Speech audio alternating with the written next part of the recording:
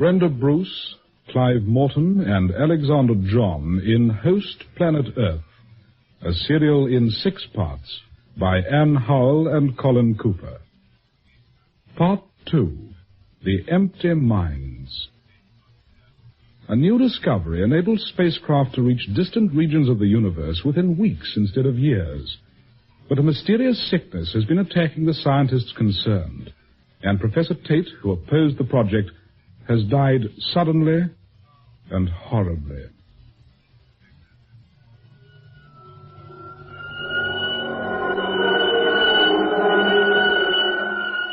Host Planet Earth.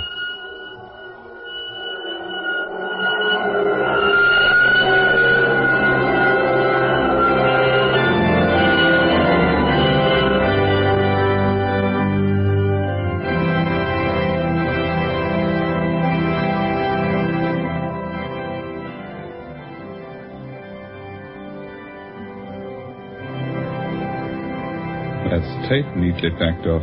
I thought it was rather impressive in a way. Forgetting that any mystery surrounding his death has been nicely covered up, and then carefully smoothed over with a suitably decorous funeral service. I know, David. It was the ceremony of it, I suppose, the sheer power of ritual. Maybe poor old Professor Tate is going to be raised incorruptible. But we've got to find out what corruption was kicking around when he died. Is that Mrs. Tate over there? Yes. I don't know how she got through the service. She looked so sad and shocked. Try to have a word with her. Tate may have told us something. David, not now. I know it's hard, but I guess it's that she'll want to talk to people like us. Very well. I'll see you at the gate. Mrs. Tate, I'm Claire Stewart. We met once before. Oh, yes. I used to work with your husband. I can't tell you how sorry I am. They all say that. But I really mean it, more than you realize. I knew him very well. He was a great man. I remember you now. He often talked of your work. Everyone liked your husband, Mrs. Tate. Everyone? And his achievements. Achievements, oh, yes. We've just been told that, haven't we? A nice little biography. Only the suitable things, of course. Neatly parceled up and neatly delivered to a congregation of hypocrites. I'm sorry. I don't want to intrude any further, but a friend of mine has just spoken almost the same words, and we want to try and help. No, it's I who should apologize. Forgive me, my dear. It isn't you. Did you mean what you said just now about helping? Yes, Mrs. Tate, very seriously. Perhaps you could come and see me this evening, could you? I shall be alone. In fact, I shall usually be alone now. He had very few friends, real friends. And there were no children, you see. My dear Mrs. Tate, I am so sorry. Your husband was one of my closest colleagues. We all admired him tremendously. Thank you, Professor Ormskirk. It's impossible to estimate the loss to the world of science. It is a little late to say that. I beg your pardon? You killed him, Professor Ormskirk. You and your scientific developments. When you talk about a loss to the world of science, but what do you care about human beings? What does flesh and blood matter to you as long as you can fire off your little rockets into space in the name of science? What are you doing in this church, Professor Ormskirk? Science is your God, and it will kill you too one day. Surely it has killed my husband. Where did you get this, Mrs. Tate? I found it in his study.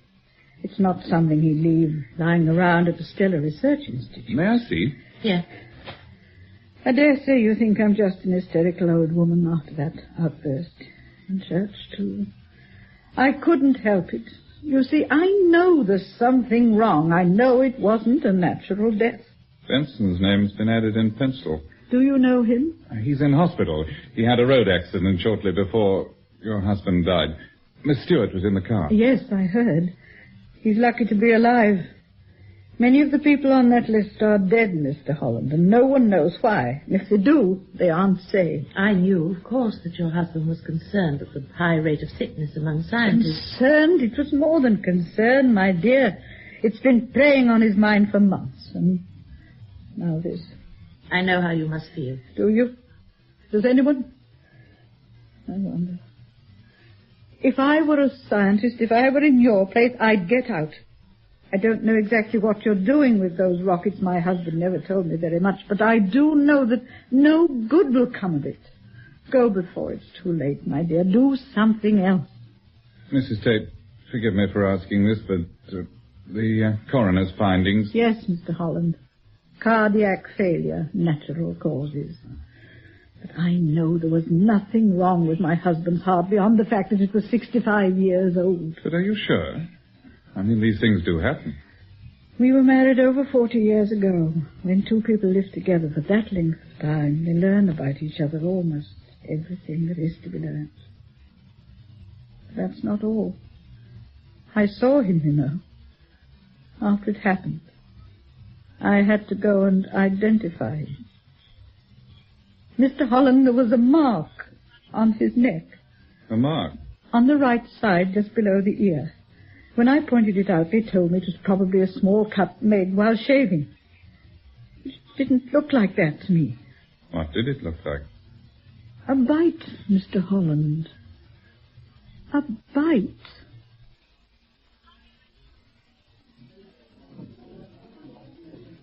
But how could it be a bite? Don't ask me. You're the scientist. All I know is that the mark on Benson looked like a bite. A large, swollen mark that could have been made by an insect or a small animal. Talk sense, David. Benson was having an injection in hospital and Professor Tate was making a phone call in his office. What could possibly have bitten them? No, it must be something to do with the fuel. Some toxic reaction he hadn't anticipated. Don't you test things like fuel beforehand? Oh, for short-term effect, yes. Not for long-term. That takes time. Too much time. And, of course, Professor Ormskirk's in a hurry, isn't he? Every reasonable precaution was taken. All the same, it could be that. Some accumulation building up in the system undetected until suddenly this happens. He said Tate. What? Benson. Remember? He said they'd got Tate before he collapsed. It doesn't seem to fit in with fuel poisoning. The medical men can't seem to see beyond some sort of nervous crisis triggered off by his accident. Whereas I... Yes? Oh, I don't know, Claire. I don't know. It's clear from what Benson said that there's an element of telepathy. Telepathy? I can't think of another word for it, can you? But it's so... Oh, I know. Extrasensory perception, all that. You're quite right to be skeptical. I am myself. We heard him say it. What are we to think? Toxins are a fact. So is ESP to some people. Not to me, David. Want another drink? No, thanks. 2 days before I left Stowmarket, one of the porters collapsed after walking through the fuel laboratory. What does that prove? Nothing in itself. But everyone who's been affected, as far as I know, has had some contact with the rocket fuel. What's his name? Johnson. Peter Johnson, a West Indian. No, he's not on Tate's list. He should be. Well, he's not. Have a look. Sure you got the name, right? Of course I am. Suppose the information had been deliberately kept from Tate. Who would do that? Ormskirk? David, I don't know. Well, we better try and find out what happened to Peter Johnson. At Stowmarket? Why not?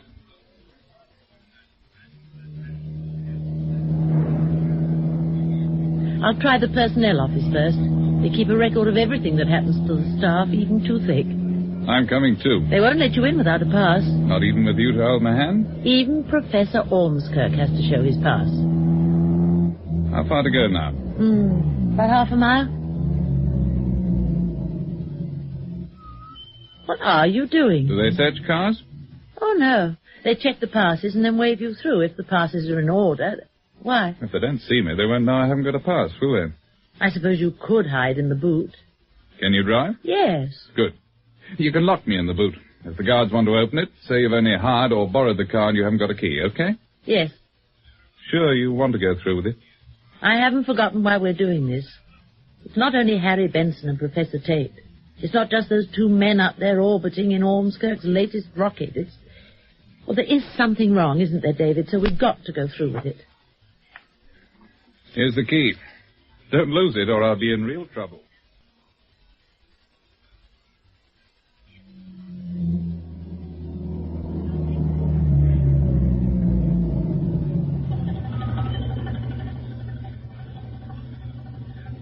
Evening, Miss Stewart. May I see your pass, please? Good evening. Spot of overtime? Unpaid, I'm afraid.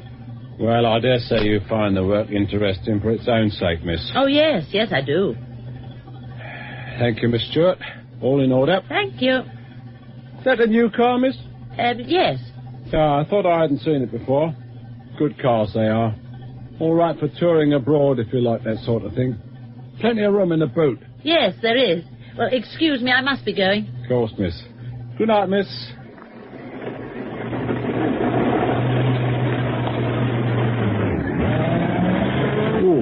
Won't last long if she treats it like that.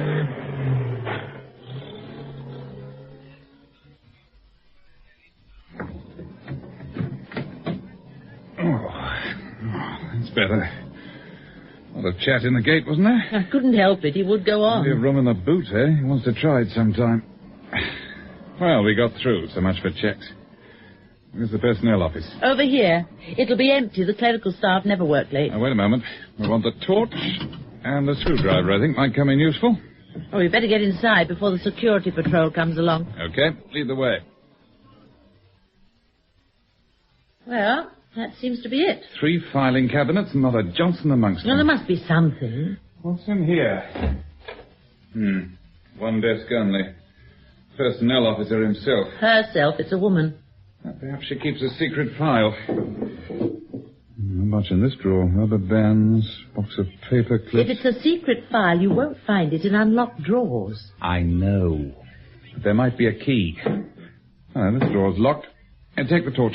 Hey, what are you going to do? Force it open with luck. Oh, try not to damage it. This isn't the time to worry about a few shillings worth of damage to government property. One more twist and... Got it. More rubber bands. Letters.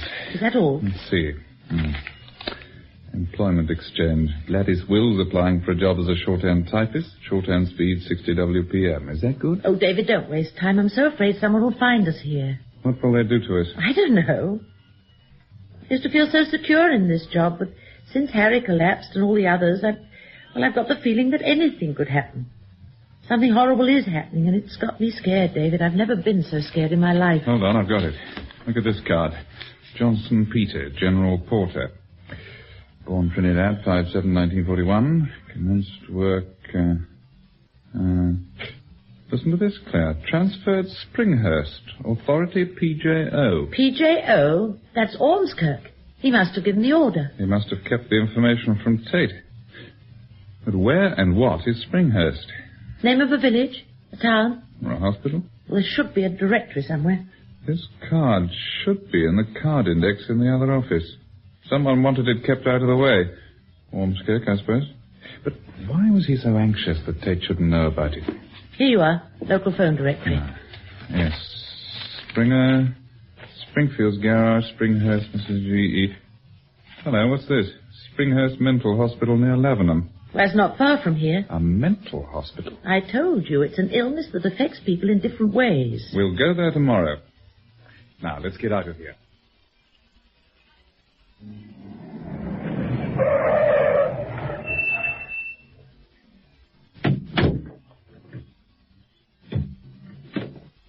Nice-looking house. Oh, I hate these places. But it's so pleasant. Trees, birds, they're restful. What more could anyone want? To be cured. Revolving door, too. Touch of luxury about this place. I wonder who's paying. Good morning. Can I help you? Good morning. We'd like to see Mr. Peter Johnson. I'm afraid if you're not relatives... Oh, but we are. We're friends. Close friends. I'll tell Dr. Harris. Will you take a seat, please? Phew. I slept up there. I forgot Johnson was a West Indian. What are we going to tell him? And Dr. Harris? If he sees us. He'll see us. How do you know? I would if I were in his place. The point is, will he let us see Johnson? Believe me, I'm not unsympathetic, but I'm afraid it's out of the question. Quite out of the question. We've come a long way, Dr. Harris. I wish you'd taken the precaution of telephoning beforehand, as you'd have saved yourselves the journey. I'm sorry, Mr. Holland, but it's our rule that only relatives may be allowed to visit patients unless the circumstances demand otherwise. Peter hasn't any relatives to visit him. Oh? I understood there was a brother. Has he been here? As it happens, no. In that case... I'm sorry, Mr. Holland. You've not convinced me that the circumstances are in any way exceptional. I'm afraid you can't see him. Dr. Harris, we've come from the Institute of Stellar Research. It is vitally important that we see Peter Johnson. Oh, my dear young lady, why didn't you say so before? Did Ormskirk send you, Professor Ormskirk? Some more research has to be done. Oh, quite. Though there's nothing new to report, I'm afraid. His condition is unchanged. Unchanged? There's been no improvement. I see. I don't know what you people are playing at over there, but the patient's condition is entirely beyond comprehension. To me, at any rate. Do you think the fuel toxicity... No, out of the question. I hoped you might be going to suggest something new. Johnson was never in the fuel laboratory. Sonic vibration, maybe... Dr. Harris, we do have a theory, perhaps not so far from what you've just mentioned. We can't say more at present, but we must see the patient. This secrecy. I know it's an important government project, top secret and so forth, so I mustn't ask too many questions, must I? All right, never mind. Yes, you can see the patient if you think you've got a solution to the mystery. There's obviously not much we can do for this poor chap at present, bar give him the best possible care and attention, the very best. Well, you'd better come with me. Peter Johnson. Do you think he can hear us? As you see, he doesn't appear to be unconscious. His eyes are open, he seems wide awake, but he doesn't respond to any normal stimulus. An advanced catatonic condition so far unexplained. Peter Johnson, can you hear me? Peter Johnson. You see, not a flicker. Let me try. I cannot permit any further disturbances.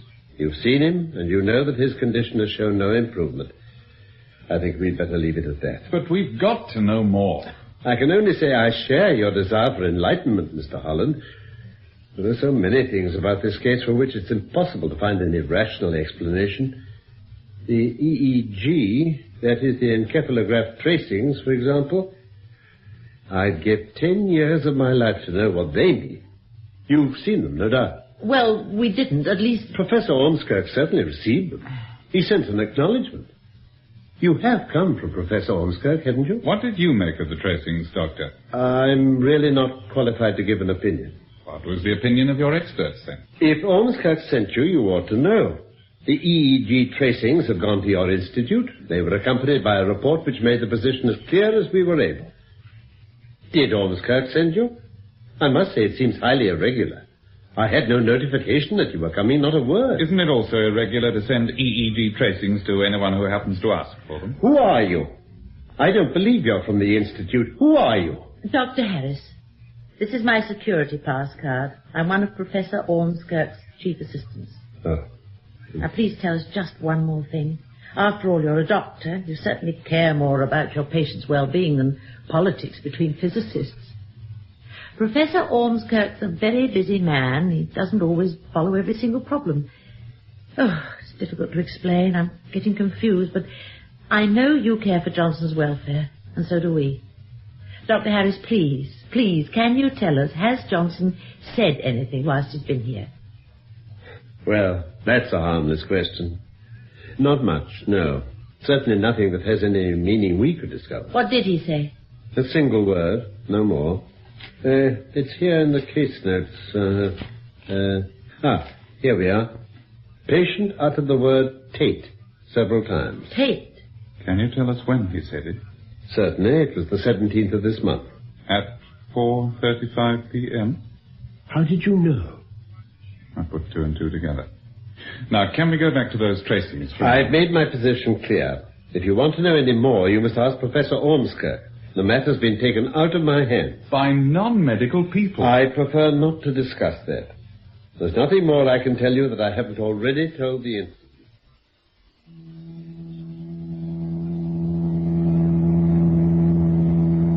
Sick West Indian in a mental hospital. A dead professor of biochemistry. And Harry Benson. And something that connects all three. Still think it's the fuel? Not now. It's the element of... Say it, Claire. Telepathy. Oh, I wish I understood. Why was he so cagey about the encephalograph tracings?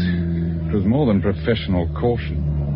There's something very odd about the state of Johnson's mind. We'll never get those tracings out of Ormskirk. David, I've got an idea. I could do with a few. What about Harry Benson? What about him? Of course. Get his EEG. But would they allow it? You'd have to repeat your famous performance. What performance? Getting round the medical profession. Oh, that. I've got a feeling it's not going to be so easy this time. We've got to try, David. We haven't a hope of getting hold of Peter Johnson's tracing, so it's our only chance. What do you think it's going to tell us? I can't imagine. Can you? Shall we go straight there? Why not? And if he says no? He's got to say yes. He's got to. No, I daren't risk it. But even I know that an EEG is harmless. I agree. But at this stage it can serve no useful purpose, and I don't want him moved. But this is vital, and it may help him, even if only indirectly. Miss Stewart, I'd like to cooperate with you. But in Benson's present condition, indirect help isn't enough. It's difficult enough to help him directly. Keeping him sedated presents enormous difficulties. Why? For one thing, we can't inject. Because the needle bit him. Oh, please. Hysteria can cause all sorts of strange reactions. But it was you who said it was a bite. It looked like one, I agree, but it couldn't be. All right. Let's agree it was an injection reaction. For the second point, the moment Tate was dying, Benson called out his name. Benson and Miss Stewart were going to see Tate. Professor Tate was bound to be on his mind. And the bite on Tate's neck? Oh, we've been through all this. Don't you see? You're all looking for something. You, Miss Stewart, Professor Tate's wife, you're making things fit. Even the West Indian? Oh, he could have known about Tate crossing Ormskirk. Would that make him cry out Tate's name at the same time as Benson and when Tate was dying? I'm stuck. I don't know what to say. We must know. We've got to try and prevent it happening to other people. I'm only a doctor. My first responsibility is to my individual patient. Why must you ask me? Because the Stellar Research Institute have refused to reveal anything about this man Johnson's brain tracing. Well, they must have some good reason. Give me one. The rule that requires a medical practitioner to keep silent about his patients. But they aren't medical practitioners. You're inviting me into a conspiracy, and you don't really know why you're in it yourselves. I'll let you see, Benson. I'll even help your inquiries, but I don't disturb him. I thought you said he was in a coma. Well, I'd be more correct to say that he's semi-comatose. Occasionally he mutters things. Nothing coherent, before you ask. Nothing at all? Well, he did say one intelligible word this morning, two, in fact. Sister was most impressed. What did he say? He asked Sister for a drink. At least that was how she interpreted it. He asked for a drink? Well, not in so many words. He said thirst, then spring, then thirst again. Incidentally, he didn't actually say it. It was more of a shout. And do you think this meant he wanted a drink of water? I agree. It's not exactly explicit. Unfortunately, by the time Sister had brought the glass of water, poor Benson had relapsed back into his coma, so I don't suppose we shall ever know. Apart from that, he's uttered no intelligible words at all. I'd like to put it to you, Doctor, that what he was saying was not, as Sister thought, spring thirst, but Springhurst. Oh, why should he say that? Is it possible? Well, I suppose so, but I really don't see any reason... Dr. Edwards, we haven't yet told you the name of the mental hospital we visited this morning. Huh? It was Springhurst. Now do you understand why Benson might have said it? It's uncanny. Tell me, is Benson acquainted with this West Indian? Well, he may know of him. He certainly didn't know that he'd been sent to Springhurst Mental Hospital. You're quite sure? He'd have told me. Strange case. May need strange medicine. I don't want to move Benson, but... Well, it does look as if there might be something in what you say. If it's not telepathy, what is it? Find another word. Oh, all right. You've convinced me. Congratulations. Hello? Will you get me the EEG department, please? I want to speak to Dr. Kellaway. Thank you. He's semi-comatose. That'll affect the tracings, of course. All the same, Well, the fact is, Kellaway, I don't think things are quite what they seem. Well, they seldom are. But what's all the mystery, Matthew? Why don't you want my technician to be present? I think it's better to restrict the number of people present to as few as possible. I suspect you'd have done without me, too, if you could. That's about it. emergency method. Well, you'll have to give me a hand. I hope you can remember what to do. Your two friends, they're not medical, I take it? No, sort of a scientist. Harry, it's okay. All right, Miss Stewart, I'm depending on you to keep him calm. And everybody else, please stay as little as possible. Can we get on? I'm ready. Remember how to fit the electrodes, Matthew? Yes. No. Harry, it's to help you. Those little gadgets the Dr. Edwards is attaching to the patient's head, they're the electrodes. The activity of the brain is recorded in the form of an electrical impulse. Look at these tracings. You can see the sort of pattern we can expect to get. Flattening out of the waveform shows increased mental activity. Trouble, Matthew? He's resisting. Here, let me... We can't go on with this. We must. He's resisting as if his very life... You must go on. No, kill away. Let me have a go. No! Benson, try. Get away from him. We've got to get him out. Quickly. Kill away. Sedation. No. Listen. Try. Hands. David, take his hands. Okay, Benson. I'm here. Hold on. We must give him a sedative. Can't you see? He's fighting his own resistance. Get on with it before he breaks. Quick! Stay! Go on, Kellaway. Press that button. Right, the impulses come out of that roll of paper. Collect it, Miss Stewart.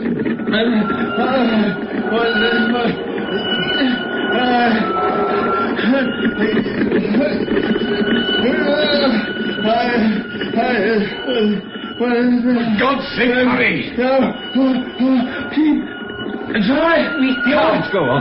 We've got to get more. Miss Stewart, press that button when I say press. Right. Press.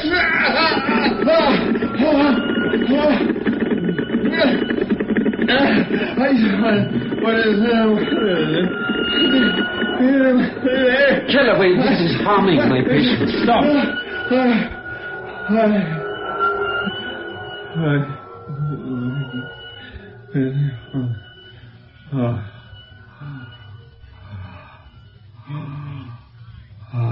He's calmer now.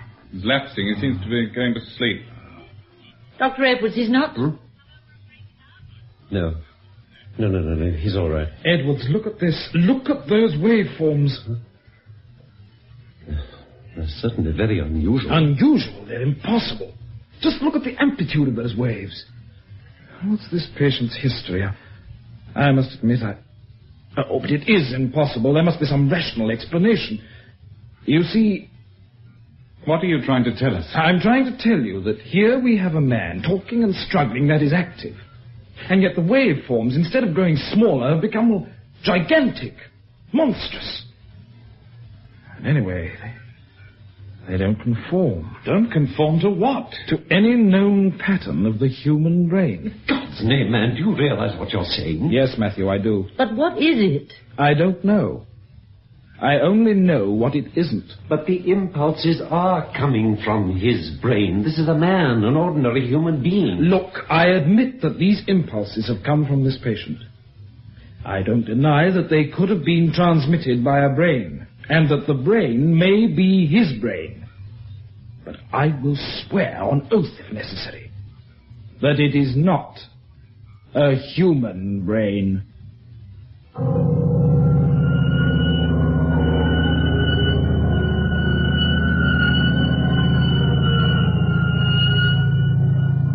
Host Planet Earth was written by Anne Howell and Colin Cooper and produced by Nestor Payne.